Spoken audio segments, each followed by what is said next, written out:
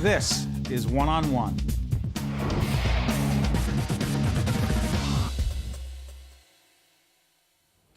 There she is, Monica Maraska, who is the Chairperson of Nursing at County College of Morris. Good to have you with us.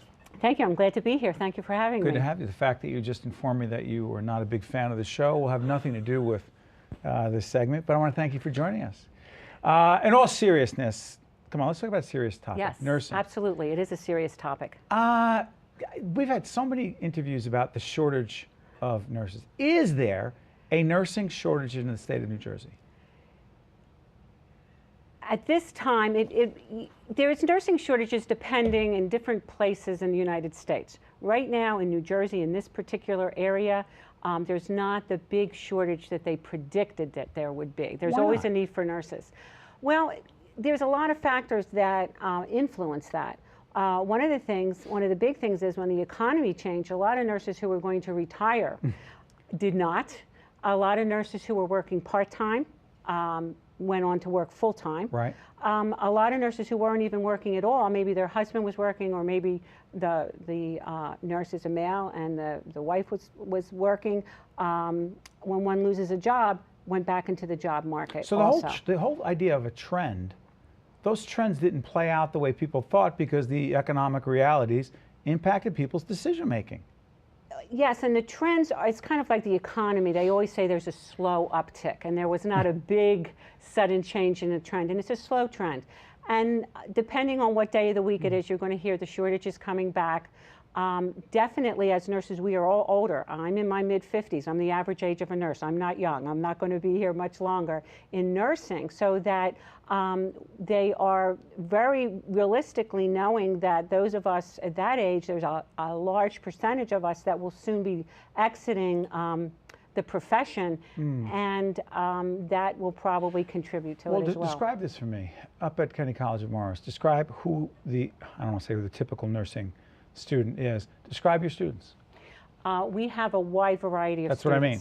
We really do, and that's every age. Every age. Ethnic background, all kinds of people, different professions coming in to nursing as well, right? Yes. So go ahead. Yes.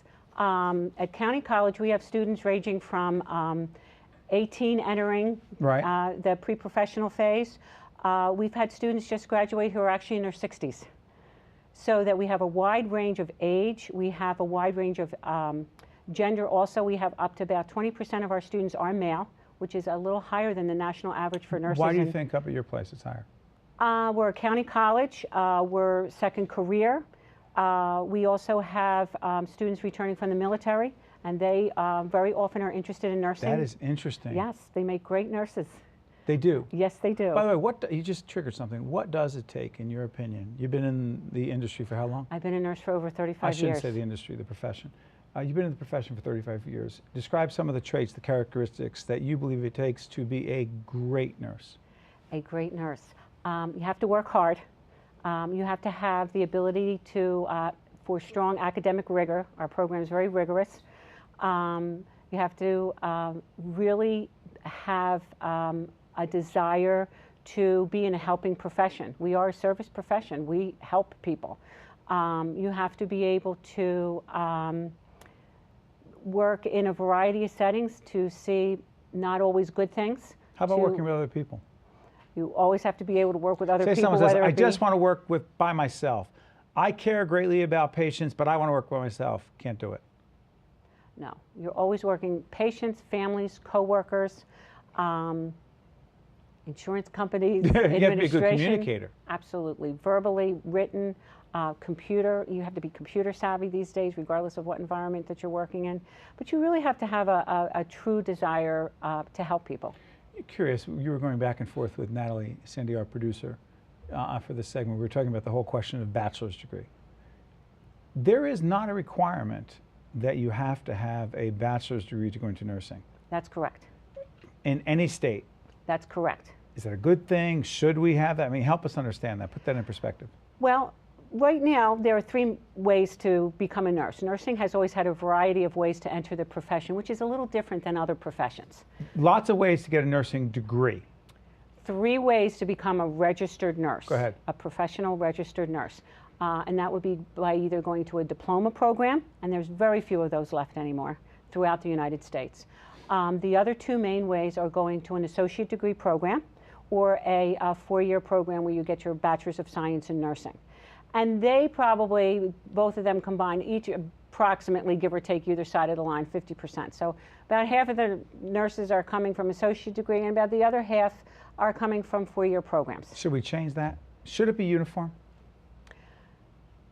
Education is a great thing. Everybody should always further their education, and we certainly support that. Associate degree nursing is an excellent way to enter the profession, but we tell all our students this is a step.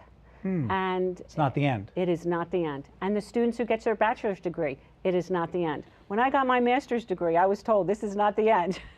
So that education is great, and we encourage all professionals to go on and further their education. You've been in this profession, as you said, for 30+ years. Biggest changes you see in the profession? Diversity in the types of nurses, which I think is just great. What does that mean?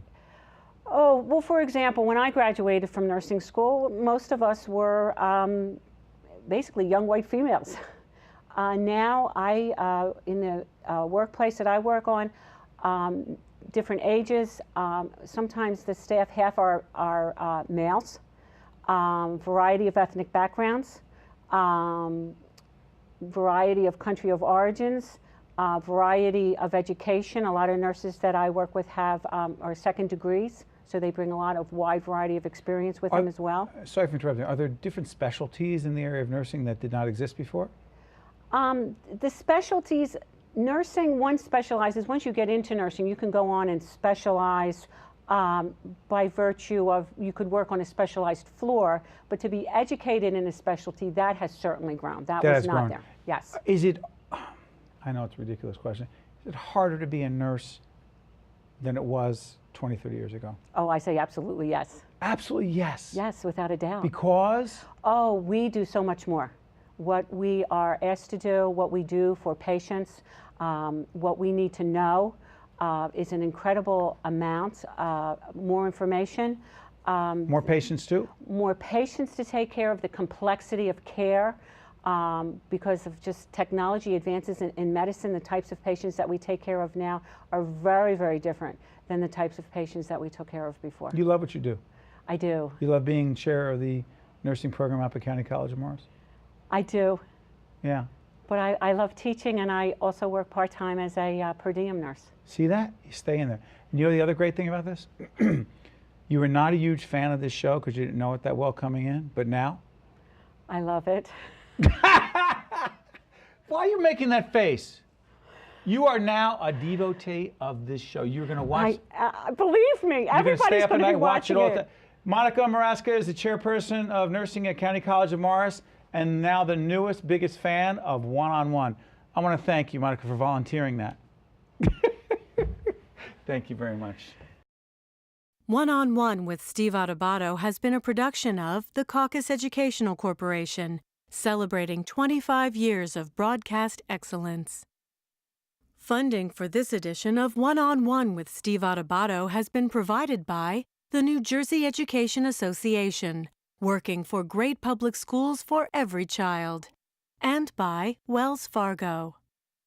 Promotional support provided by NJ Biz, All Business, All New Jersey, and by the New Jersey Business and Industry Association and its monthly magazine, New Jersey Business.